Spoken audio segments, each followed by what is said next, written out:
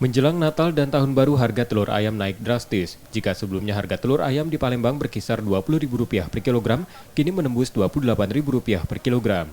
Bahkan pedagang di pasar memperkirakan kenaikan akan mencapai Rp30.000 per kilogramnya. Kenaikan komoditas ini sudah mulai naik sejak pertengahan November lalu. Menurut pedagang, kenaikan harga telur ayam ini disebabkan naiknya harga pakan. Ya menurut aku katanya karena kebutuhan pangannya naik untuk kebutuhan ayam kan. Makanan ayam kan katanya naik informasinya, jadi otomatis tidak mau kan telur itu berpengaruh kan, tergantung makanan ayamnya.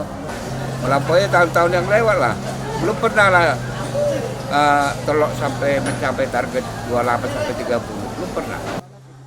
Selain harga telur ayam, pedagang memprediksi harga sembako lain seperti beras, minyak goreng, gandum, serta sagu akan mengalami kenaikan hingga 30%. Nur Muhammad, Kompas TV, Palembang, Sumatera Selatan.